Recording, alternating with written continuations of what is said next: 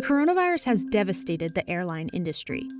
U.S. air travel has dropped 95% compared to last year, and the number of flights scheduled globally is down by 63%. The insides of airports are empty, but outside is another story. While some airlines have started transporting cargo on passenger planes, more than 2/3 of the world's commercial aircraft are grounded. It's somewhere between 14 and 15,000 aircraft that are parked, or almost 60% of the fleet. Never before in history have airlines had to ground so many planes so quickly.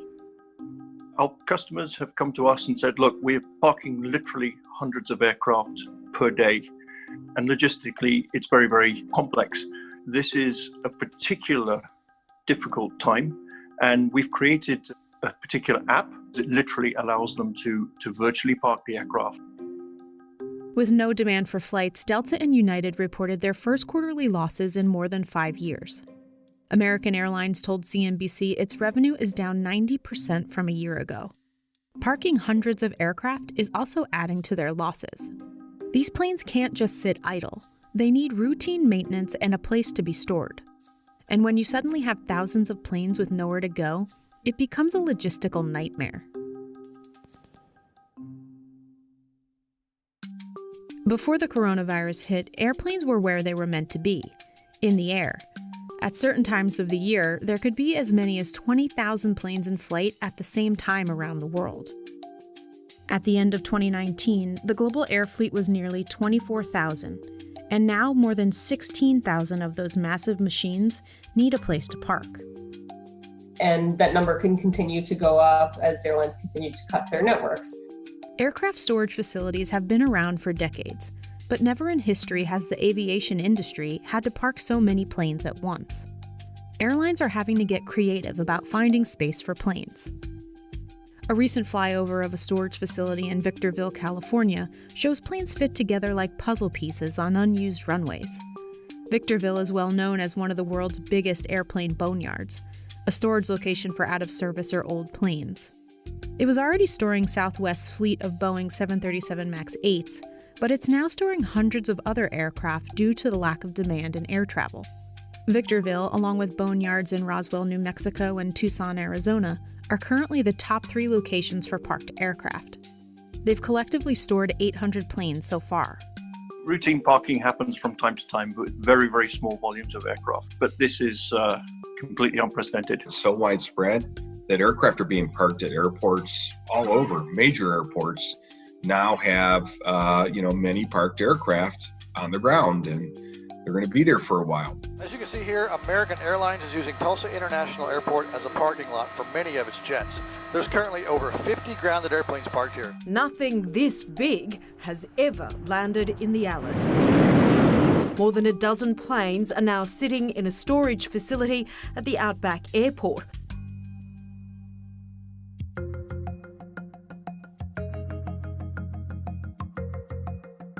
Aircraft range in size. For scale, a standard football field is 160 feet wide. A narrow-body jet like Boeing 737 has a wingspan of 117 feet, but wide-body airliners can be twice that.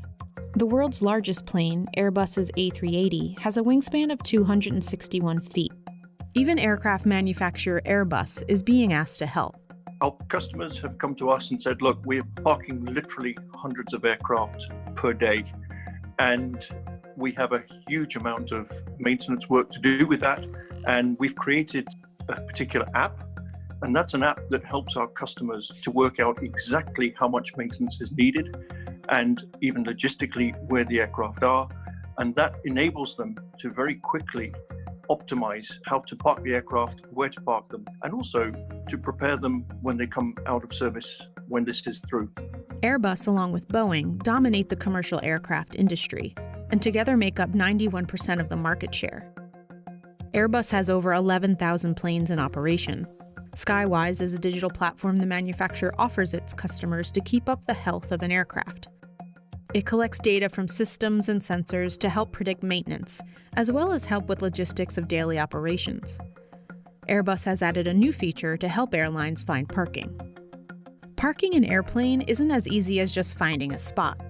Factors like how long the plane will be out of service and what type of maintenance needs to be done play a role in finding a location. A decision is made as to whether it's basically storage or whether it's actual parking. Now, parking is typically relatively short term. It's a bit like putting something in the fridge compared to longer term storage, which would be where you put it in the freezer. So certain pieces of maintenance must be done before you can park up an aircraft, even if it's just for a couple of days. These aircraft cost hundreds of millions of dollars, and maintaining them is not cheap. Even when parked, they need to run the engines, cycle fluids, and move the tires among many other checklist items. This is why some airlines are flying with just a few passengers aboard, just to keep them running. When airlines know the plane is going to sit for months at a time, they're sent to the desert because the dry climate helps prevent corrosion. If it sits on the ground for 1 or 2 months and it hasn't been operated that whole time, it requires a lot more maintenance to bring it back into service than, let's say, if it's been started up every 10 days or so. I was just speaking with the head of maintenance for a significant U.S. airline, and what this person told me is that right now they have need for X number of aircraft, but they're actually keeping 2X, in other words, twice as many active, and they're rotating them, in and out. So that way, for those other aircraft, you won't have to worry about the more extensive maintenance to bring them back into service. At the moment, we have about 80% of the fleet in the parking mode. Etihad Airways, for example, returned over 100 planes to its main base in Abu Dhabi, where it sealed up engines and sensors to prevent things like sand from getting into critical areas. They're a very intricate, complex piece of machinery. It's not like parking a car. The outlook for coronavirus is still unclear. Boeing told its shareholders that air travel could take 2 to 3 years to return to normal. Airlines have had to consolidate fleets to cut back on costs. International travel has been hurt the most, and with good reason, and it's very difficult now to travel between countries. This means that long-haul aircraft, which are generally what we call twin aisles or wide bodies, are going to suffer more than single aisles like the 737 and A320. The A380, the big double-decker that Airbus launched, a little bit over a decade ago, every one of those is on the ground. 100% of the A380s are parked today. The larger it is and the older it is, the more it suffers. So when you down gauge, you're going to go to the smallest aircraft, the most economical aircraft. Airlines before coronavirus were doing great. They had the highest employment levels in the United States, at least in 17 years. They were hiring like crazy, pilots, flight attendants, expecting this big rush in travel to continue. And we've seen it over the last decade. They had a decade of profitability, and now they're going to be posting the first losses in years. Airlines have seen incredible losses, and analysts don't expect that to stop anytime soon. Like many businesses, large and small, they are in survival mode and looking for ways to conserve cash. Lack of demand could lead to canceling or deferring future orders from manufacturers. Airbus and Boeing have already cut back on production, and both companies are planning to slash jobs. As for the thousands of aircraft parked around the world, retirement could come much earlier than expected. One thing to understand is that before this crisis hit, airlines couldn't get these planes fast enough. One of their biggest complaints was that aircraft were delayed, so the market for aircraft was very high.